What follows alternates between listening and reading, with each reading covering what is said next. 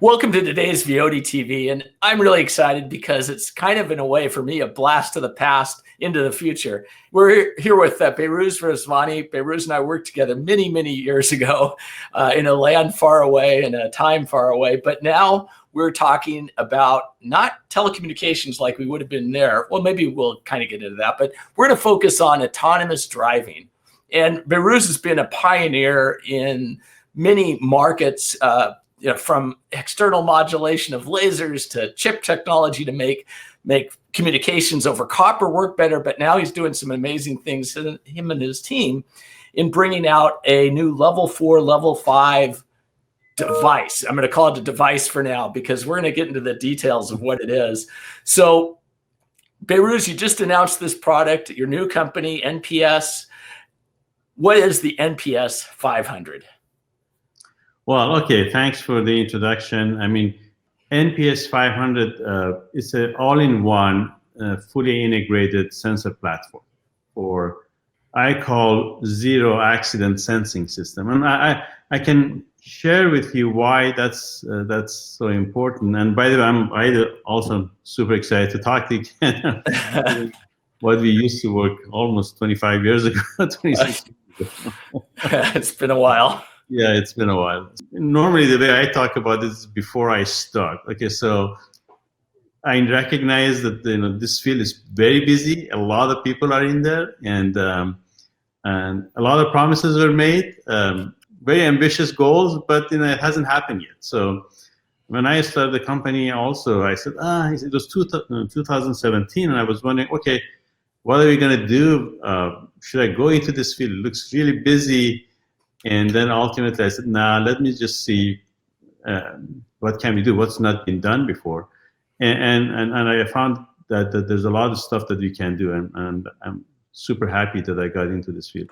So what's really new today, in a sense that what we decided to do from the beginning was to see what can we do to go to zero accident concept.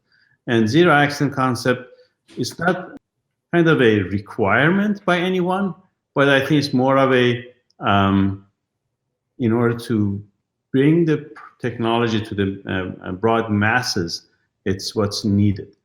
When there was an Uber accident in Arizona, there were 18,000 articles written about this, and it's covered quite a bit. I didn't realize there were 18,000. I never Googled that. That's amazing. That's so much negative publicity that any one company can tolerate. When there was an accident by Tesla, over 8,000. So I don't think it's more of a requirement, it's more of a reality that it's going to get covered. I believe societies in general, they forgive human errors. We're all human, and then we recognize human errors. And so it's okay. But we don't accept technology mistakes as easily. As a society.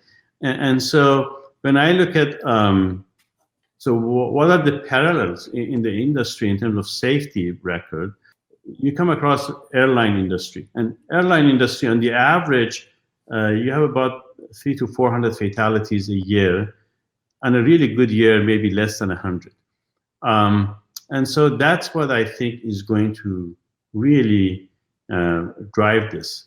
That people would expect the same kind of safety from the autonomous vehicle. And so that kind of set the foundation, at least for our company, to focus on going to kind of zero accident platform. And of course, there are accidents that cannot be prevented. If someone wants to really hit you, you're sitting in a traffic jam, they can't do that. You can't do much about this.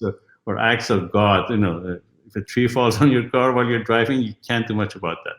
Right. But other than that, I think the ones that we can do something about, we will try to do that.